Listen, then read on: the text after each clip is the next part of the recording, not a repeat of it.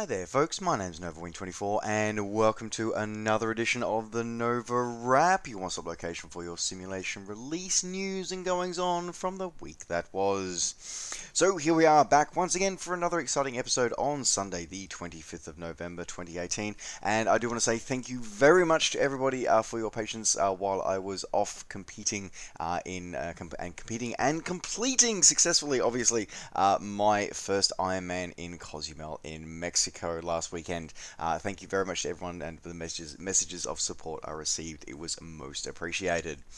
But we are back now with a flight simulation and other simulation release news for the weeks, and we are going to jump straight into it with some X-Plane releases this week, and we're going to see the guys over at UK 2000 have brought their next product over to the X-Plane platform by bringing across their release of Belfast City Airport. So this one was a fairly recent release from them for Prepared V4, so it's actually, it's probably not surprising that this one's been the next one that they brought over to X-Plane, because it is fairly a recent release for them. Belfast City Airport is just simply 4 miles from the centre of the city, so very close. It's served by a lot of sort of airliners, both flag carriers and sort of budget carriers, including Flybe, Aer Lingus, KLM and BA. This is also shared with Bombardier, who actually do manufacture aircraft here on site as well. Now, the rendition of this one for X-Plane is pretty standard fare from the guys over at UK 2000, including custom lighting effects, custom taxiways, highly detailed renditions of all of the airports, full implementation of X-Plane 11's PBR lighting and texture system, full in use of the specular lighting and lighting systems of X-Plane 11 as well, implementation of an auto gate system, full update of high-res ground imagery, UK runway markings, night effects, and all the approach lights all included. One thing though, again, that is pretty common though, again, to see for these guys is that it doesn't include any of the static aircraft, or any static or any AI aircraft, but it doesn't seem to include ground routes for AI, which I've noticed, which is a new addition for X-Plane content from the guys over at UK 2000.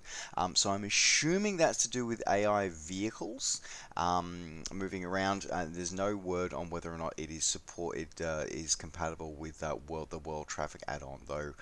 If it's not, I do hope they bring that out, because it is kind of a AI traffic is an underestimated important part of flight simulation. It really is. So it would be great to actually see that implemented here. Now, if you are wanting to pick this one up, coming in at the pretty standard release price for the guys over at UK 2000, so coming in around about $22 US, or your original equivalent, available now from the UK 2000 website. In another X-Plane 11 release this week, the guys over at Xcoders have released their rendition of Denver International Airport. So this is an awesome airport. I loved it. I had a lot of fun. I've flown in and out of there a few times over the years, and it is the 5th busiest airport in the United States and the 20th busiest in the world.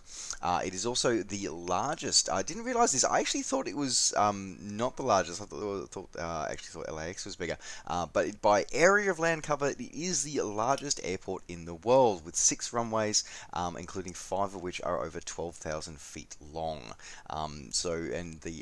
Another one which is 16,000 feet, the longest commercial runway in the United States. Now, this rendition from the guys over at Xcoders includes very ultra high detailed resolution scenery, photoreal blending, full high definition rendition of all of the airport buildings, includes winter and wet rainy versions of the scenery are included as well. Not sure how you switch between the texture sets for that one. That would be interesting to see. Most concourses have been done, not only the externals but the internals have been done as well. Included full implementation of PBR texturing and lighting systems for all of the models has been done as well.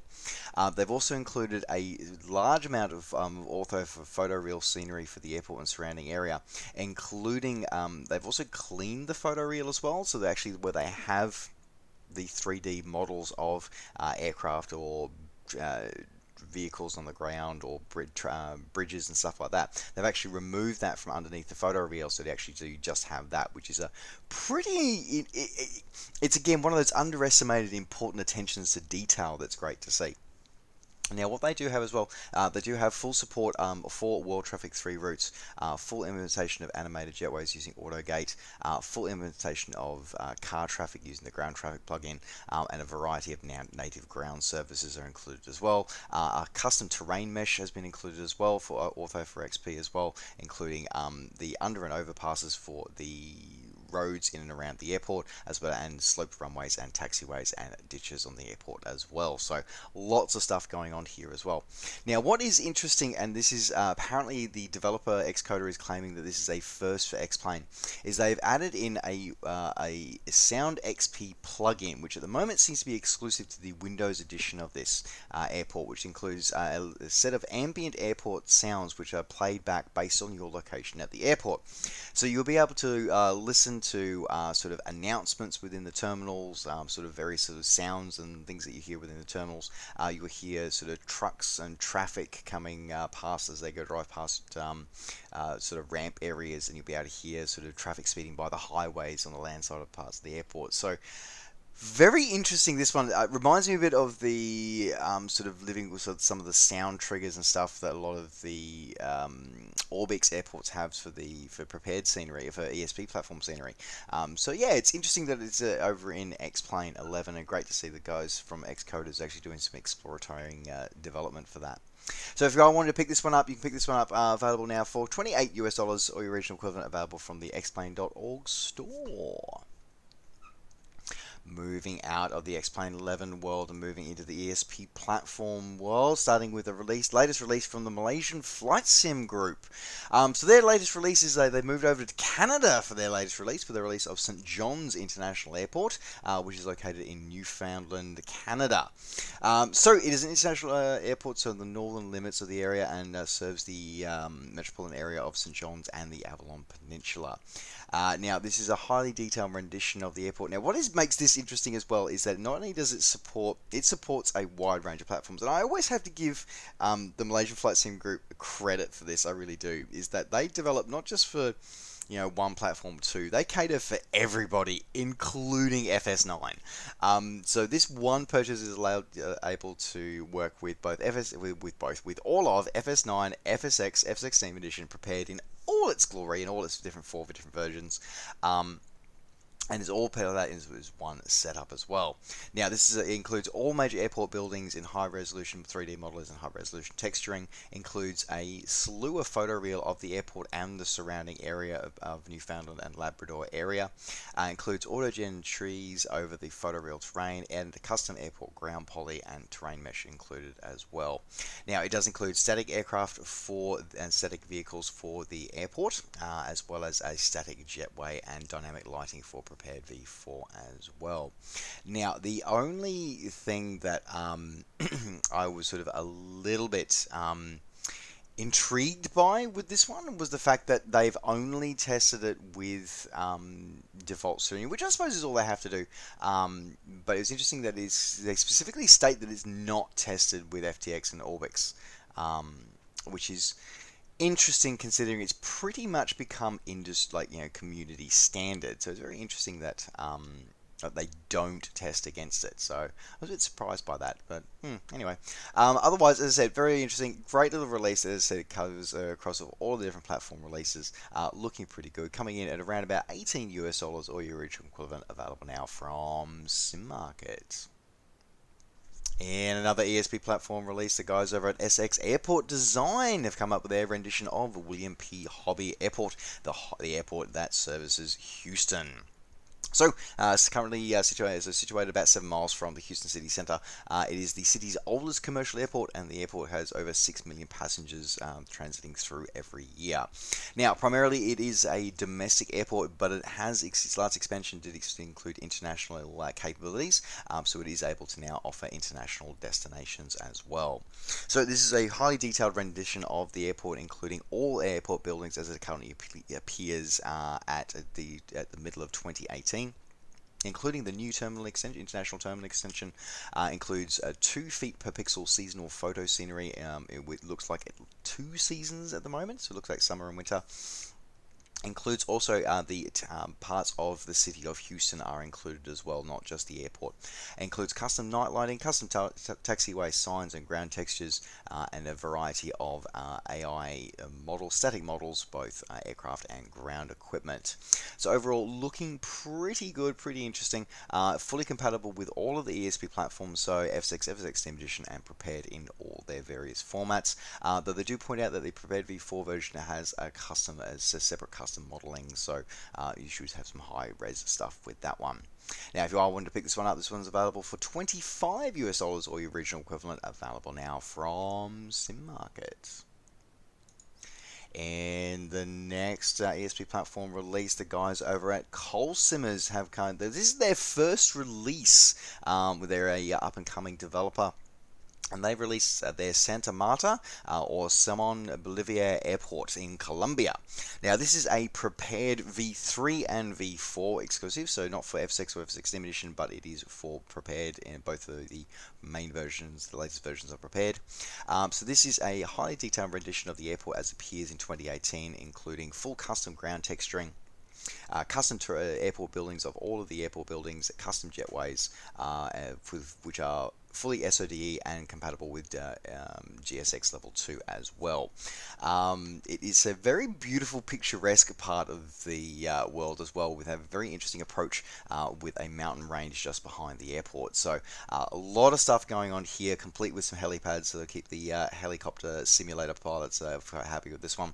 And a great addition to a South American add-on. Now, the great part about this is because they are a new developer, they are offering this release for free to the community. So you can see the quality of the work, and from the screenshots I've seen, it looks pretty damn amazing.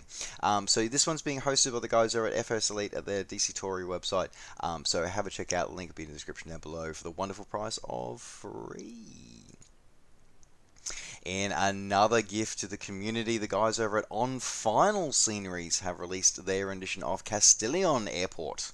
So a Spanish airport, regional airport, being serviced by Ryanair and Blue Air, located on the Spanish eastern coast between Barcelona and Valencia.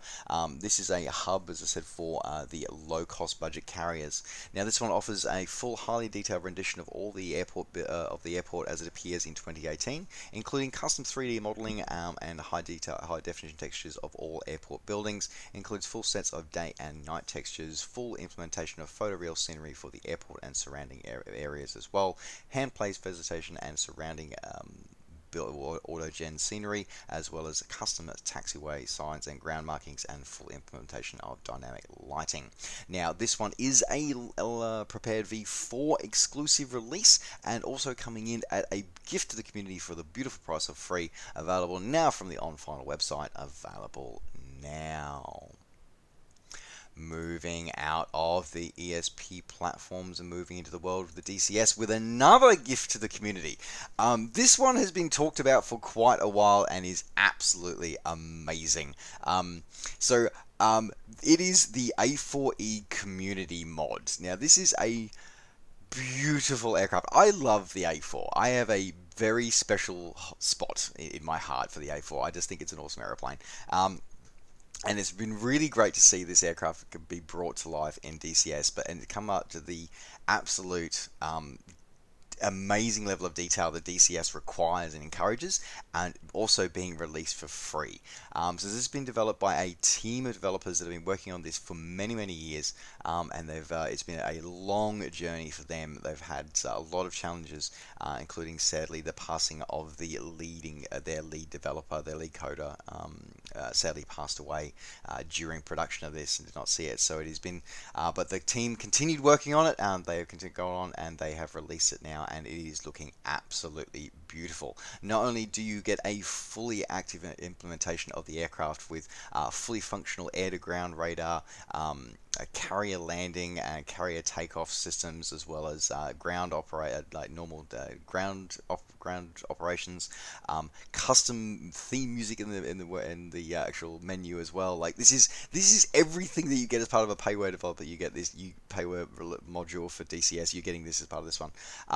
Incredibly detailed flight dynamics has been set in for this one. modeled off the real thing, actually tested by A4 pilots, and just looking at a beautiful set of highly detailed textures included with this one, as well as a paint kit release. They also include a slew of new weapons custom, which are designed just for this, which you can implement and add to other aircraft in the game, including the Shrike anti-radiation missiles, AN series World War II surplus munitions, 20mm gun pods, napalm canisters, and Su-7 bomblet dispensers. It is absolutely insane, the stuff that's coming through here. It's just nuts, just crazy. Oh, anyway, it's just, I can't get over the fact that it's been released in this amount of detail and it's been released for free. It's just crazy and amazing. So if you are DCS, you can pick this one up and grab this one for free. So links for Eagle Dynamics forums available for this. Put the link in the description down below, and definitely say thanks to the team, because it is an amazing work. So this is the A4E community mod, available now for free. Moving out of DCS into another simulator with a different taste, one that I keep saying I'm going to go back to, but I promise I will get back to it eventually if I ever get some time, is War Thunder. So War Thunder, this week we saw the release of 4 new of their premium packs, 2 for aircraft and 2 for tanks. So War Thunder, for those who don't know, is a free-to-play MMO which combines air, ground, and naval combat. Very similar to the world of tanks, planes, and warships options, but War Thunder sort of really do wrap it all into one platform. Now, this week, as I said, we saw they work on a sort of free model with a sort of pay-to-play, a sort of a freemium model, where the base MMO is free. But if you want to get perks and stuff like that, you do have to pay. Now, what they do release from time to time are these premium packs where you get a premium content, either aircraft or ship or tank.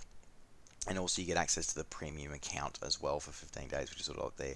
You get bonuses when you do combats and blah, blah, blah. Anyway, so the 2 aircraft that we saw released, we saw the release of Sergei Dolgushin's Lavochkin LA-7. The LA-7 was a radial-engined fighter from for the Russian Air Force during the Second World War, designed to be very rugged and robust. The Lavochkin sort of fighters were very, very effective at lower altitudes, not so good at high altitudes, and always packed one hell of a punch. And this one including 2 nose-mounted 20mm cannons. So along with the aircraft, this one, the particular one, was flown by the hero of the Soviet Union, Sergei Dolgushin. And at the time is depicted as he was when he was flying the commander of the 156 Fighter Aviation Regiment. During the war, he was flew over 500 sorties, destroyed 17 enemy aircraft, and 11 plus 11 shared kills. So this is modeled as his personal fighter. The other aircraft release we saw from this was the Ray Wetmore's P-51D Mustang. It was included for here. So it was his combat record during the European theatre was over 142 combat flights, 21 kills. His P-51 Mustang, as it is depicted here, is Daddy's Girl.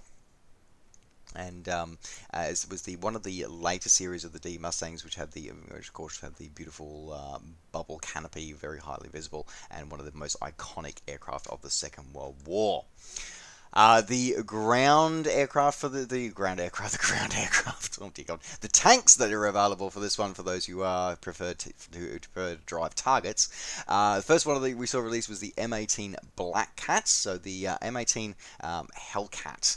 It was a tank destroyer. And in this particular one, was part of the 805th Tank Destroyer Battalion, operating during the Italian campaign of the Second World War.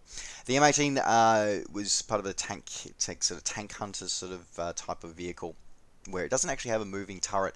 It's a fixed axis gun with minimal traversing. It's very lightly armored. It's designed for speed and designed for it to have a very big cannon on it. The idea is that it could punch through the armor of a more traditional main battle tank. And this particular the M18 was actually one of the fastest armored vehicles of the Second World War, with coming at a top speed of over 45 miles per hour. The other vehicle that was released is a Russian one, the rendition of the T-34-85E 1945 variant. Wow, that is one hell of a mouthful there. The T-34, also known as the Tank of Victory, because of the sheer numbers that were actually produced during the Second World War. With an 85mm gun and better armor than the original T-34s, the 85E also includes the mesh screens, which were designed to actually for the late war German anti-tank weapons to be able to sort of reflect them off if they did head towards the tank. The idea was to sort of that bit of armor protection, or potentially even have them ricochet off the tank. Now, if you do purchase any of these, you also get, with the vehicle, you get the premium account system for 15 days for these.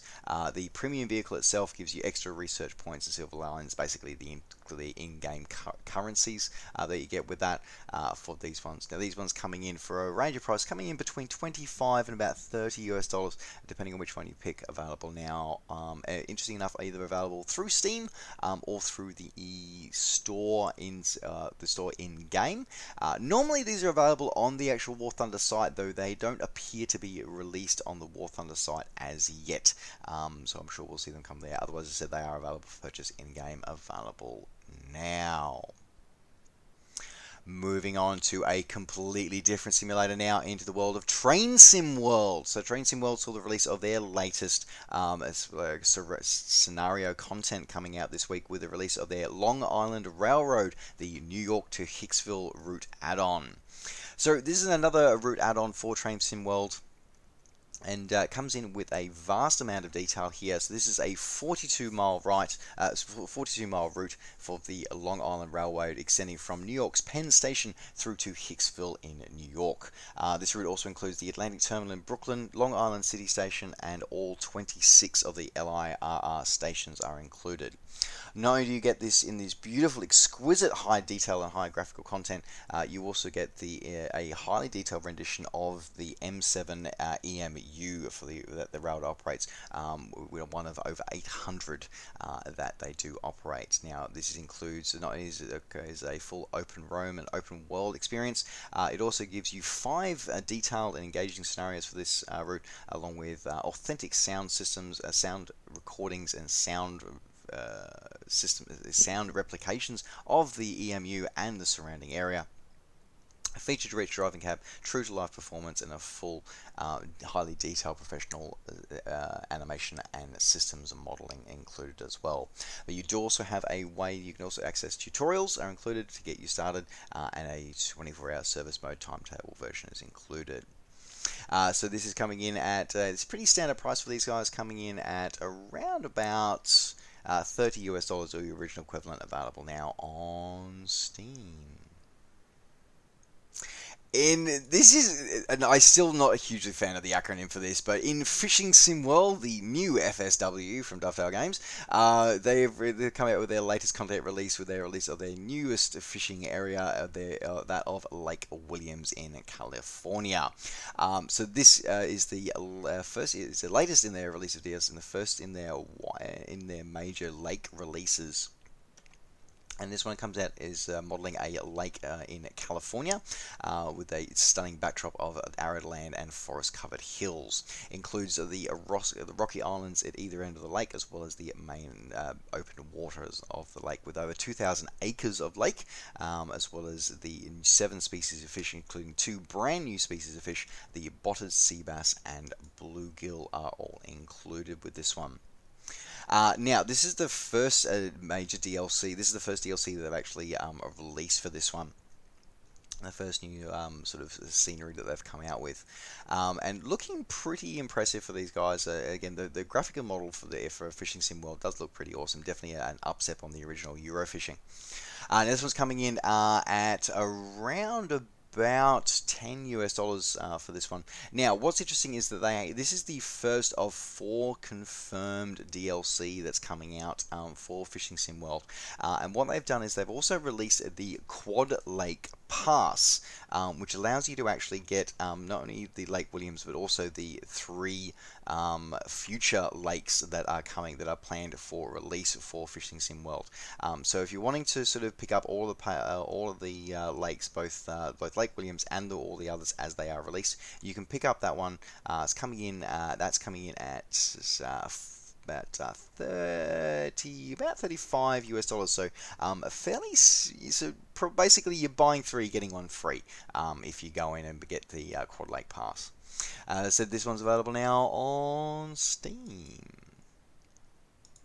In a absolute classic for the simulator world, Farming Simulator has come out with its latest rendition of Farming Simulator 19.